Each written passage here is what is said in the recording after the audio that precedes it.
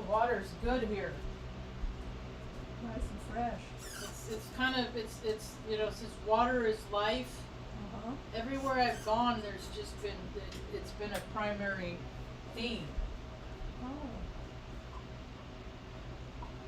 so to speak. Like when I lived in Omaha, everybody was all going up into Sioux Falls and shit with the whole wherever it was. Was that where it was? It was in South Dakota. The whole was it in South Dakota? I don't even know, but I know people that went up there. Took like horse blankets and stuff like that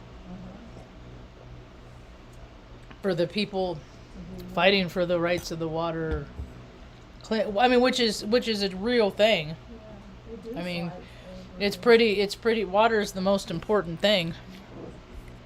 I mean, because we don't have water, we don't have life. You can go, someone can go like a month without eating, but you can't go without no more than 3 days without drinking water. Your organs shrivel up. It's the elixir of life, and people don't even drink water. They just drink soda, coffee. They don't drink enough water to filter their system like they should, and that's, then they get sick, and then they wonder why they're all healthy. And well, did you do anything to prevent it? No. Okay, well, there you have it. So anyway, hi, welcome to my tube. My name's Marge. I'm a Heoic empath. I just like having these little talks on the way I feel about things. I'm like, what is that behind me? They're flowers. I got Mom the other day. I got flowers for Mom's birthday. These flowers are so pretty. Grocery store flowers. They're freaking, yeah, they are. There's a big old variety. There was only a little bit of baby's breath. I pulled it out. That's toxic to cats. Stanley has a propensity to want to eat it, so I pull it out. Anyway, it's super pretty. Day after tomorrow, Mom's gonna be 72. God willing, and the creek don't rise. It's been a long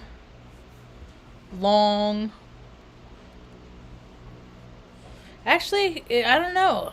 Yeah, it has been a long journey. But we've got a lot of good stories though. I've tried to do it with all the moving around and stuff like that. It's kind of cool because God, like the first time, Creator has given me the means to make things as comfortable for Mom as possible. And like when we moved from Omaha to Oregon, Jerry was in Oregon, Portland, to pick you up, and you and Sassy flew out. So Sassy got to go on plane rides. And then when we moved from Oregon to Arizona, Jerry had picked you up again in Oregon and then brought you to Sacramento for the weekend and then drove you down to, what was that, Barstow or something. I think I met him in Barstow. I drove over from Arizona. He came down from Sacramento, and then I picked you up. But that wasn't. It wasn't terribly uncomfortable for you. And then you drove out with me to Taos, New Mexico.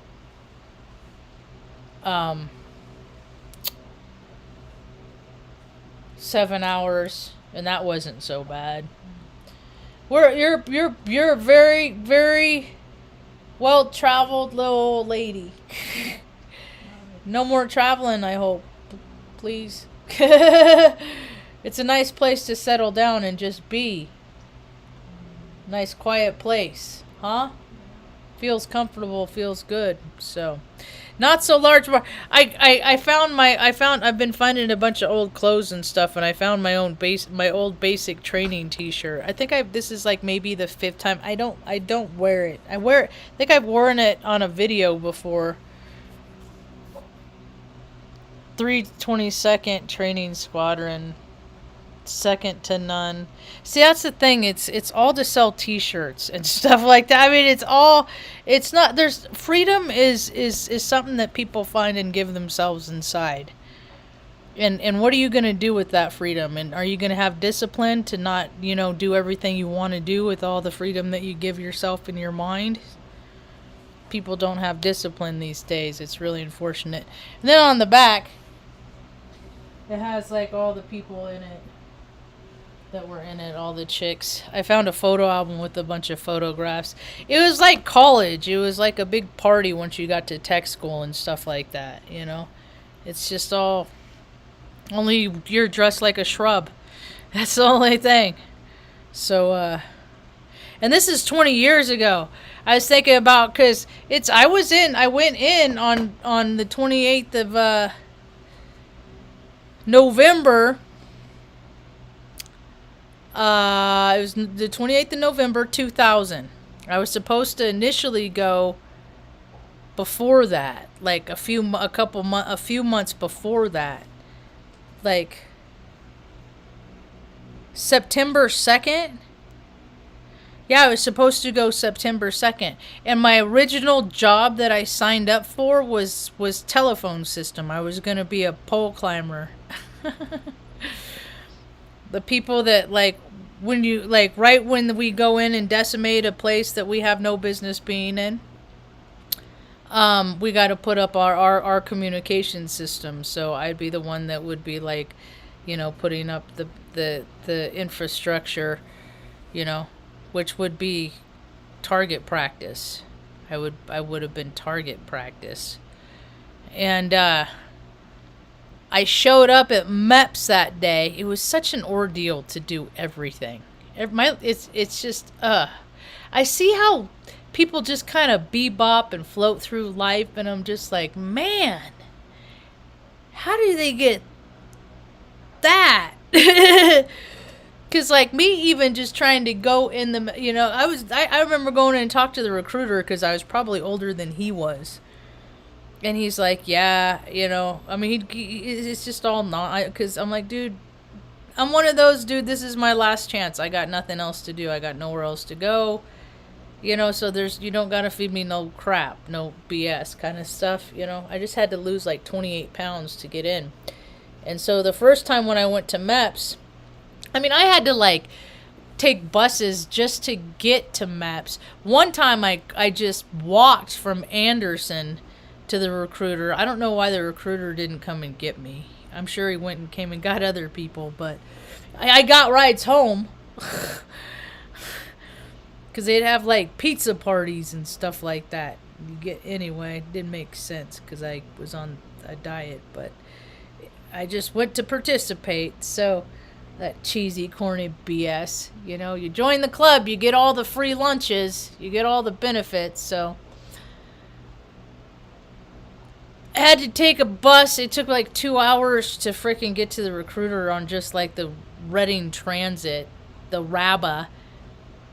And then the recruiter would take me to the bus station and drop me off and all that stuff. And then have to take the bus down to MEPS at the Greyhound, 2.5 hours. And I went and weighed in, and I was 2 pounds over.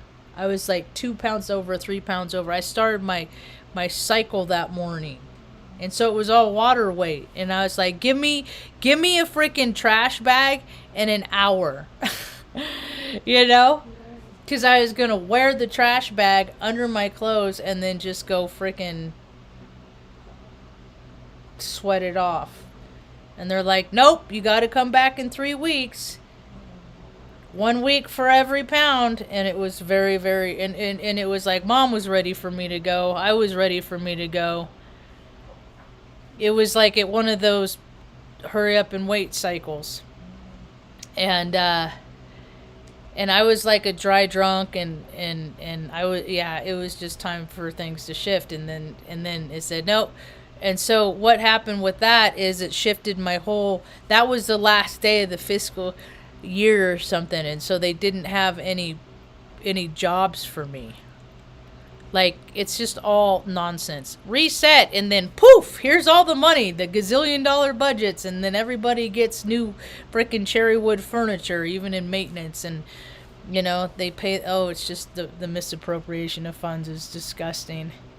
It is so gross.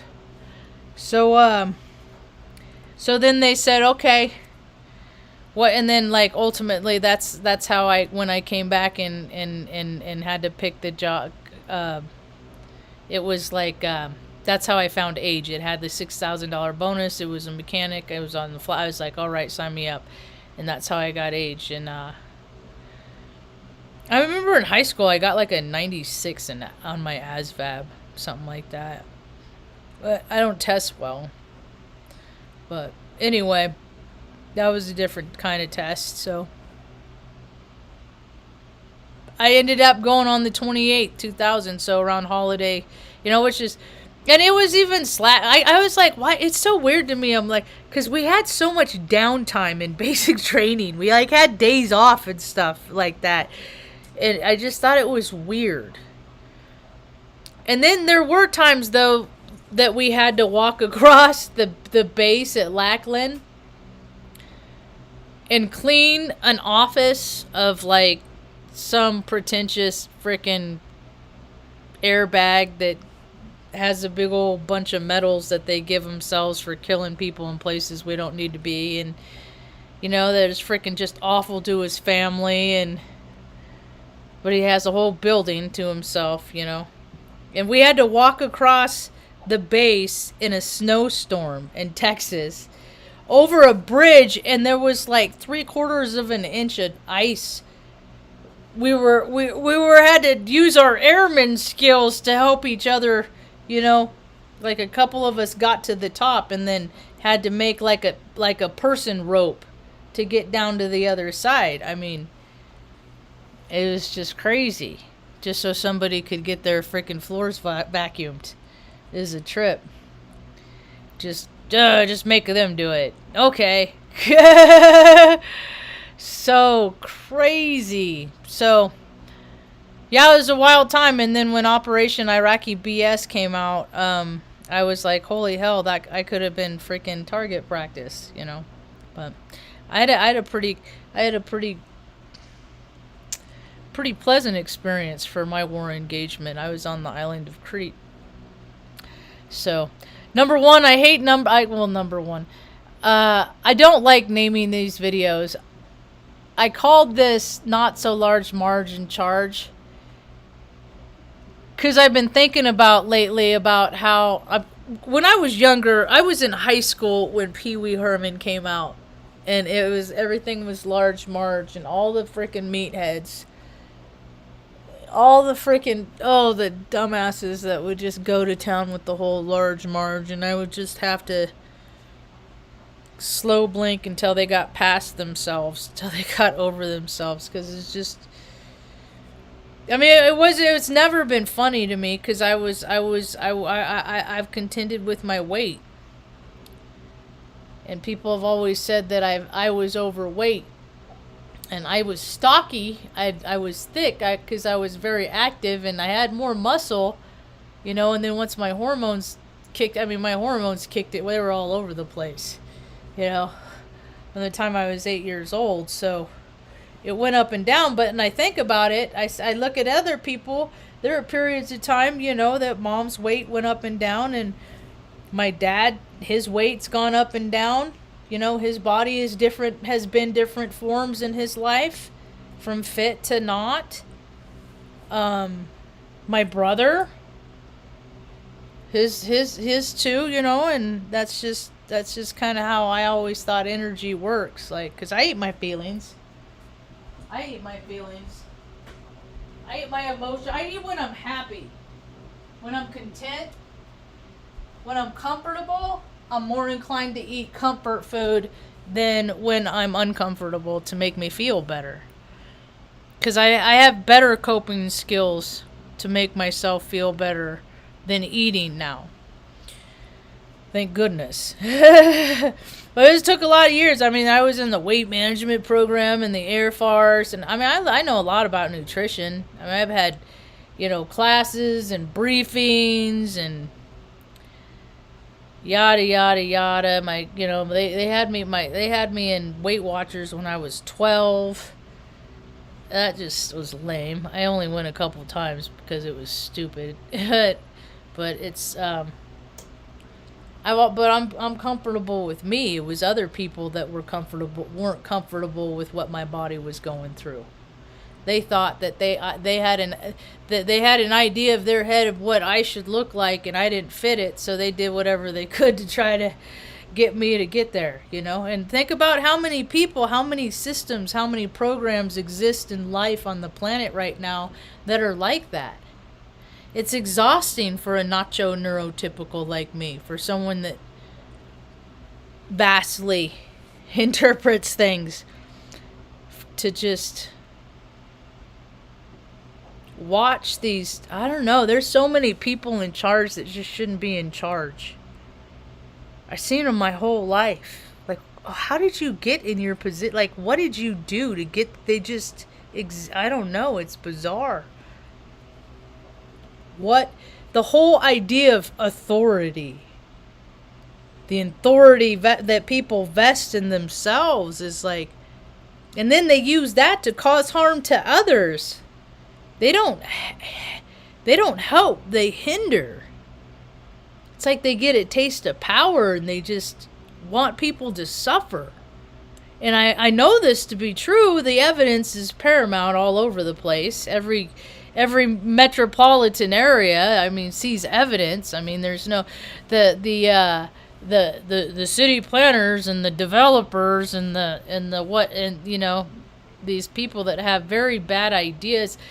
Like in Seattle, it's all glass buildings, freaking tsunami comes in, man. It's a bad day for a whole lot of people. Just shards of glass everywhere, but it's not practical. They don't do practical things. Things aren't practically done. And this world cannot sustain the egos of the tyrants. And the shift is here. It's been happening. It's shifting. It's happening. And I look back in the last couple years at the people who have decided to shift with the shift and do things to make themselves better. The ones that have, started growing putting in gardens and, started getting more physically fit and conscious of who they're around and how they're speaking to people and the conversations that they're having and things like that. People are becoming, you think I thought for a while that, because right before all this in 2019, I thought my world was about to open up because it had been shut down for a couple years. And then when it shut down, I was like, oh no. When I started seeing what was coming, I was like, oh man, this is not going how I want it to go at all. But see, people are getting more closed off. They're not. There's so much loss, man. It was so much loss. A lady I knew she was a couple years older than me in high school. 2 years older. She was like a senior my sophomore year, and she lost her husband. He was just 51 years old, and he was one of those that was, they were a very active family, always biking. For his 50th birthday, he got this like custom made bike, and they were always going off into freaking these magical, beautiful places in Northern California and riding their bikes. And they have a young son, and I guess she got COVID, and then he ended up getting it, and he never came home from the hospital. It killed him, and it's just like with stuff like that, there's no rhyme or reason. Just like I didn't even know. I was just told in this last year that people that got the anthrax vaccine that I got, there's only a 40% survival rate. So I didn't even know that. But I got all 8. I stay very active. I see, because that's the thing is if you don't move, you lose it. You know, your joints will start deteriorating. And you just, you can't lift as much and all that stuff. So you got to keep moving. You got to keep doing it. My feet hurt so bad though. I got real bad feet. I got mom's bad feet. Thank goodness, Ma, your feet don't hurt. She had her troubles in her feet in the beginning of life when she was born with both of her club feet. She's had like 6 or 7 surgeries on them, huh? On each of them, or total? Well, we don't. Hard to tell. But she said that they were done in New Mexico. So yeah, but she doesn't have pain. They're sensitive.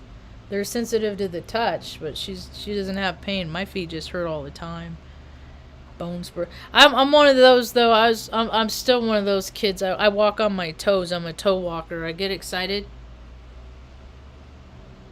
I can stay chill, but sometimes I mean you could tell, like it's an equalizer on a stereo.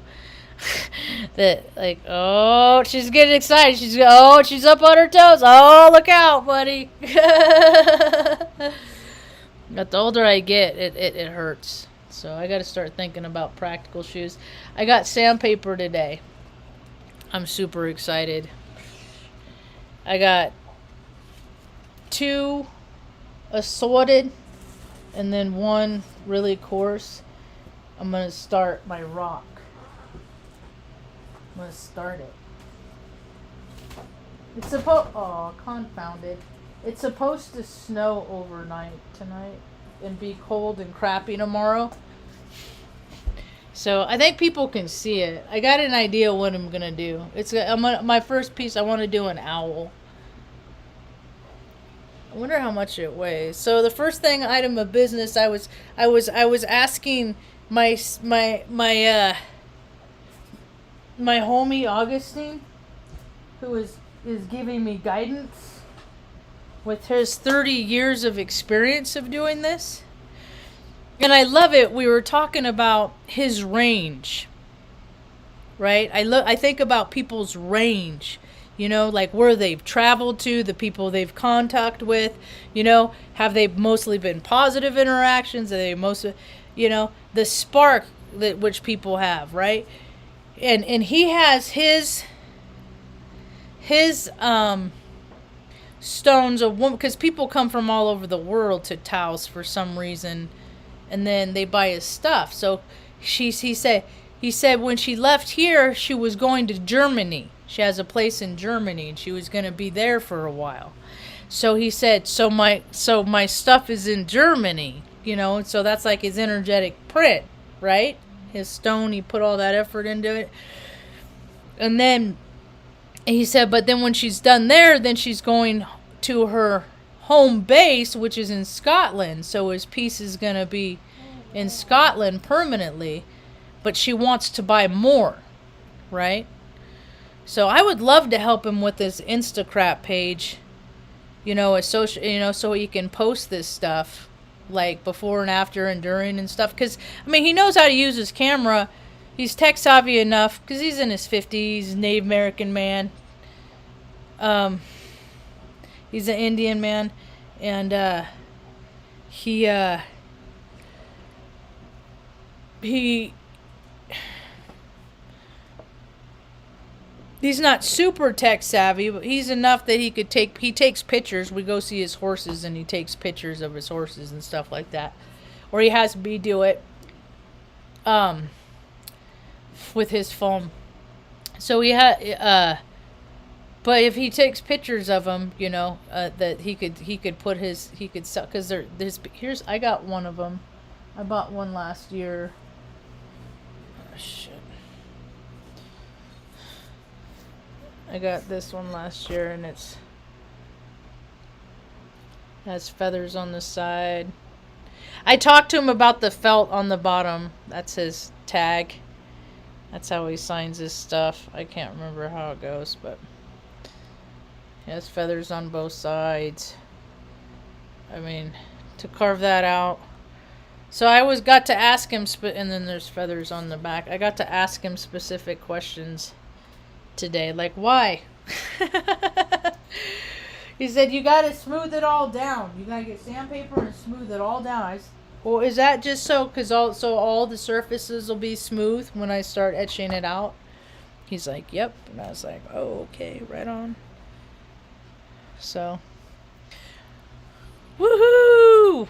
2 days ago, I was meant to get freaking right before the day, but Wednesday I meant to get it, and I forgot about it, and then everything was closed Thursday, and then I went into town yesterday and forgot about it. It's Friday.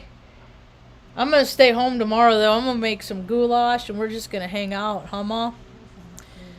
Yeah, I keep watching this stuff. I mean, it's redundant now. They don't have a whole lot of stuff out right now. I mean, that's different. That it's just embarrassing that they can't figure out. And I know it's a ritual and it's all by design. And I get that. It just goes to show, man. The freaking police. It's the cycle. They're high school. Freaking, they graduate high school. A lot of them go and do like 2 years in the freaking reserves or some crap, or army, or 4 years or something like that, and then they go back home, or they do 20 years and then they go back home and work on their police force, and it's the town is only as decent as the biggest D-bag that's running it. So what are you gonna do? You got all these people that like with you go in when you're 18 with the military, and you got that mentality, you maintain that. Then you get out, and I'm like, a lot of times you're still dealing with that same mentality. But I don't know. A lot of the people that got out of the military have made the world to make them comfortable. And it should be the other way around. Ben Davidson today on his man, he is getting he's not playing anymore. I mean, I don't know if he's ever really played around with what he talks about, but he's just like somebody had the audacity to ask him what he did with his spare time, and he was like, fucking spare time. I feel like that too sometimes. Spare time. I do have a window for about 2 hours in the afternoon that I can pretty much do whatever I want, but all the rest of my time is pretty because I'm just constantly doing stuff and trying to stay on top of things. Yep. They're worth it though, huh? He's like, you're dirtier than we are, Margie. Yes, Beanie. How are you today, Ma? I'm good. I was gonna put a box of hair color on Mom's hair, but we just didn't have the time today, huh? Didn't really. Well, yesterday she didn't want to. And then, so we said we'll revisit it today, and we ran out of time. But, it was such a pretty... We just live in Nowheresville. You know it? We just live in No Placeville. And it's so quiet, and it's so content. Sometimes there's a little ruckus outside, or, something, but for the most part, nobody bothers us. We don't bother nobody. Mr. Iskey said it's getting crazy in Omaha. The bigger cities, they just gets nuttier and nuttier because people are getting violent. And but just the fact that they can't find, that it's been over a week and they have really serious, that's embarrassing. That has got to be so embarrassing. And to see that the stories that they are putting out, it's just it's they got to do better, and you especially can't freaking stand up there in front of cameras as the authorities, as the authority type people, the people that have given themselves the authority to, get all the really cool tools, get all the high-tech gadgets, give themselves the exorbitant budgets and pensions and things like that, to do things like solve crime, and then something like that comes up and they have no. It's a bunch of Barney Fifes up there in Idaho. Like, really? It's just ridiculous. But that's how it is when when stuff gets covered up, and you know, it's just how it is. Just how it is, right? Just how it is. It's how it is when there's so much corruption and just grossness. That it manifests itself in all sorts of kind of ways. You know, I'm still waiting to see the people. We're all the helper. We're all the, you know. I keep unsubscribing to this. Adrienne Elise does these crowdcast talks. They're basically what she talks about, because I paid $10 one time to be a part of it. It's like the moon activation or something like that. And I was plus I wanted to check out this software. And it's like it's essentially her YouTube talks for about 30 minutes, and you're paying $10 for it. And then every now and maybe she lights a candle or something like that. Who knows? I don't remember. But then it has a capacity of 300 people in it, right? So 300 times, that's $3,000, right? Isn't it? Wait, how did I do that? 300. Yeah, it's $3,000. Well, there's like a new moon and a full moon activation, so that's twice a month, you know. So, and then a lot of these people freaking, like, these astrologers and they just travel around their Airbnbs, which cause terrible trouble for locals, and they don't care because they're just living the best version of their lives. You know, but it's like, what are people doing to help other people? Honestly, what are they doing to help other people? No, I get people like give money to charities, but it don't ever go to nobody. You know, it goes to like buy the charity their next thing with their charity logo on it.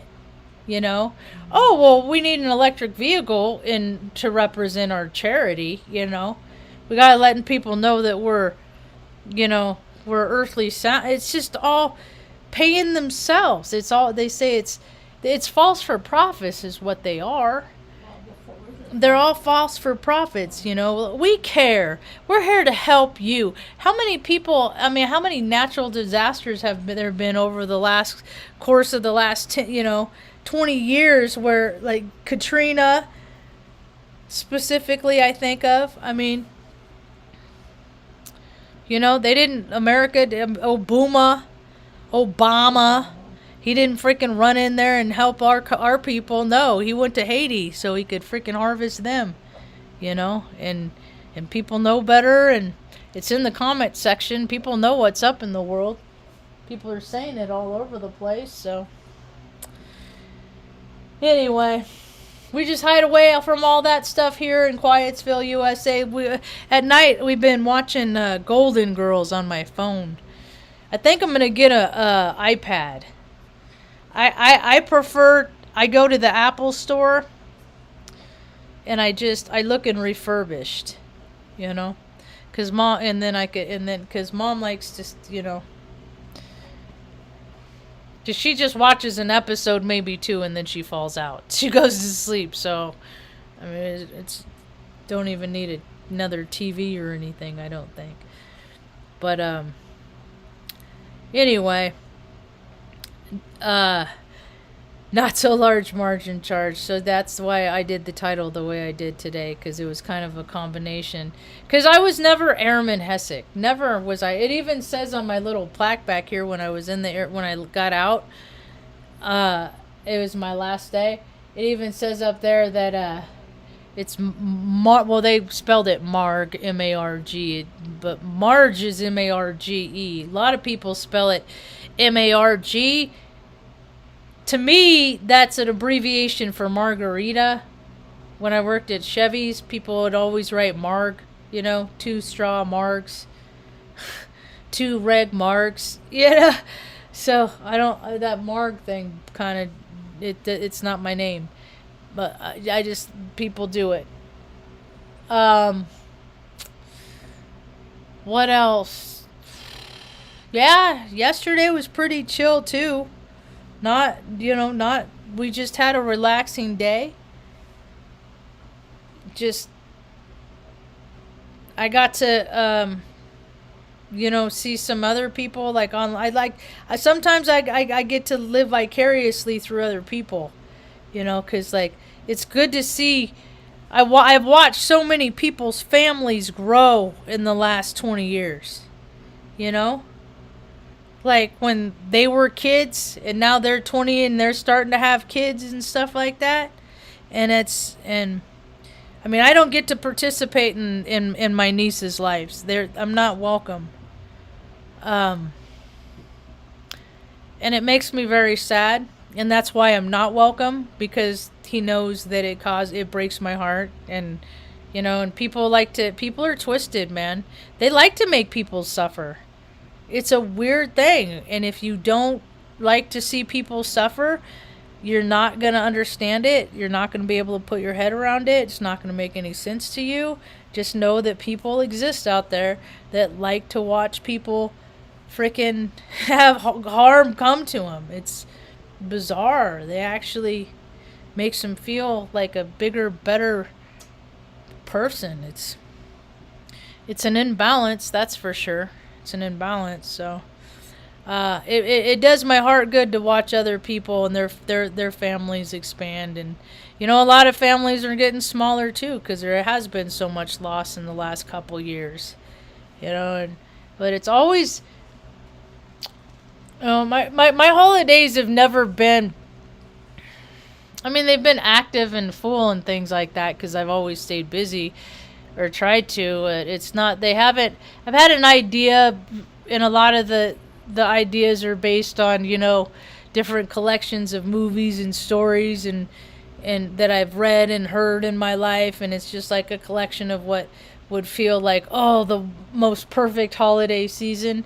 And I don't have the people in my life to make it happen, and I never have, and that's all right. We got our paths in life and to learn our lessons and things like that, and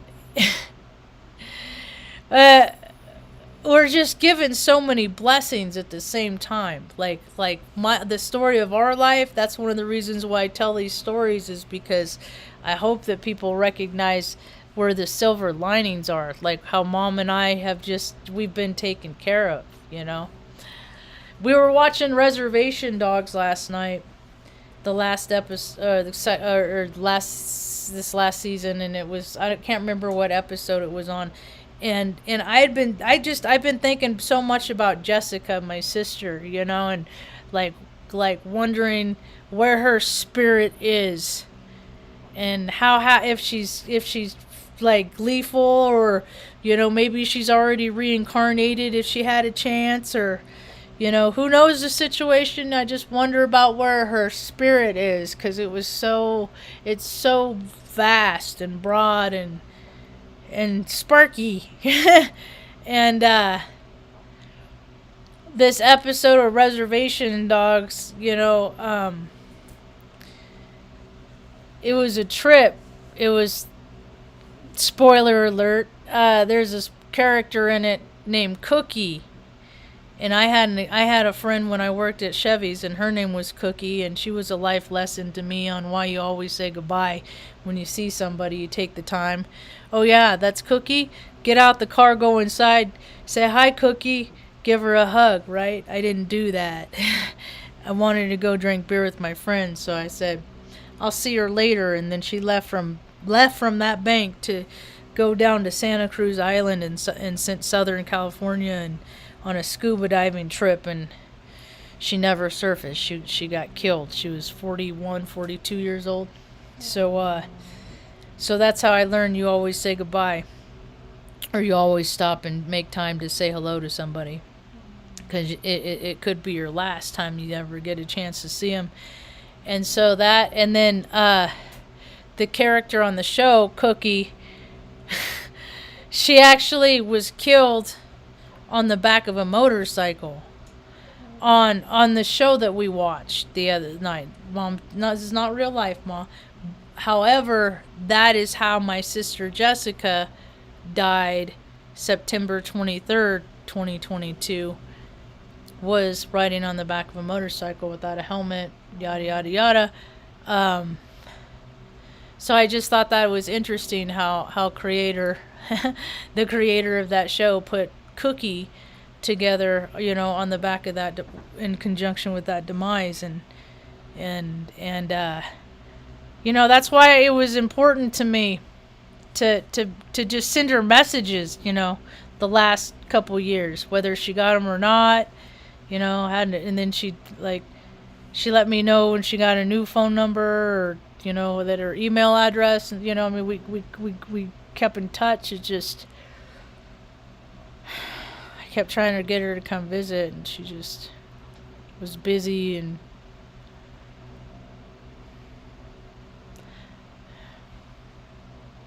the last time I saw her is where she's stuck in time for me. You know what I mean? Like 2005. She had a nice, it was Grandma's funeral, I believe, and she had a nice pretty dress on, and she had her two daughters, Caitlin and Faith, and they were just like, one's in a car seat and the other's, little blonde, bebopping around, and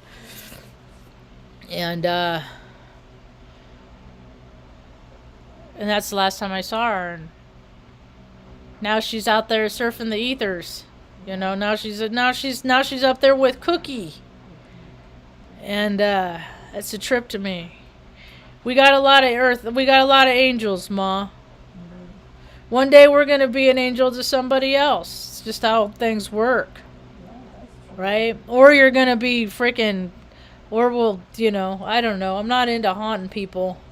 That ain't a good kind of karma. People think freaking wicked shit is so cute. They think it's so cute to fun and play with their hand gestures, with their freaking devil horns, and they think it's fun and play. It's just, where was I today? At Ace Hardware. And I was, when I'm buying the thing, I said, all people got to do is live for themselves and not, I said, have you noticed that? This is just a guy behind the register. We always have these conversations when I go, though. I said, where are the helpers? You know it? I mean, around here they have like little pantries where people go and put food in the pantries, and then people that need food can go to the pantries and get food. And that's kind of cool. And then there's a guy a young man that on Wednesdays feeds people in the park hot food. Like he brings out like a hot skillet, like a propane skillet and stuff, and makes like grilled sandwiches with soup and things like that to warm up, so people that don't have amenities can have a hot warm meal. So yeah. Those are, I guess that's where the helpers are, But with all the people with so many resources, it's just kind of gross to see what's not done, To see what's not done. Things are changing. They are definitely changing. Definitely changing. I'm going to have to call Mr. Iskey tomorrow, see what he's up to now that he's done harvesting. That guy, man, some people are just so neat, that they're the ones that make life worth living, because you just want to keep living to learn what they got to teach you, because they got such a lifetime of stuff, That guy knows so much about a lot of stuff. He really does. He's the only one I know that takes apart his own combine. I mean, I know that there are other farmers that do. I just don't know them. But there's like nothing that he can't do. And if there's a part that he can't get, he'll make the part. I love that stuff, and that's what I always aspired to be, because we were so poor, Ma. I mean, and then I'd get in trouble because I'd break something, and then we wouldn't have any money to replace it. And then I'd get in extra trouble, And it's just, I mean, life was really hard. you know, and we get to live pretty comfortable now. You know, I don't have to go get up and go out and shovel snow or, you know, support a freaking bullshit mission that I never believed in or wanted to be a part of, you know. Uh, and now I'm seeing stuff about how they want to extradite Assange. That sucks. Leave him fucking where he is. Assange, this guy who put America on blast. He posted videos and stuff like that of like pilots, and I remember seeing the videos firsthand in my work center of pilots freaking like blowing apart civilians and just shooting them and just like they're all laughing and stuff. It was just so gross. I'm like, these are the people that are fucking, you know, glorified in parades and stuff like that. And it's just, these are the D-bags that's driving down the road with Hummers with their freaking vet plates, you know, with their, oh, what's glorified, you know, what's glorified, yeah. And, things are changing. I don't know. I'll be around for the for the fallout. For what's left over, you know. People want to learn just like basic, like maintenance skills and things like that. Like your stuff breaks and you want to fix it yourself. I can teach people how to do that, you know. It's because I don't know. I see Mad Max, the world like Mad Max. I found these two little people are like, they're glass, right? I used to find these. They were in the dryer, is where they were. So they're in a pocket of something in my whatever. I don't even know what they were. They were just in the dryer. And when I lived in Oregon, the stream was right next to us, and I'd go down to the stream. And every now and again, I'd find two of them. I just lost it. Oh, there it is. Now the thing of it is, and you can feel the energy of them. Like they're like magnets. They're glass. They're raw. They're what? They're. I mean, I don't know. You can look online and buy them online. They're little. You can get them at like Michael's and stuff like that. But the ones I get, I find in the stream. But it's like. It's an anomaly. It's like, where did they come from? You know, because they come from someplace else up the stream, and they end up right where Marge can find two of them. And I did it like 3 times. Right? Yeah. And this is a project that the city came in and redid. You know, so it was like all new dirt. You know, so this is stuff that comes. It's my little divine stones. But I thought it was funny that they came back today, because I haven't seen them, and you know, this is in 2 years. There's finding stuff that we haven't seen in 2 years. It's like, I don't know. It's like we've been on some weird intermittent timeline. You know what? So, what's next, Ma? Who knows? The story unfolds, right? Yeah, there you go. Right? I still like watching other people too. Hi, Karen Lynn.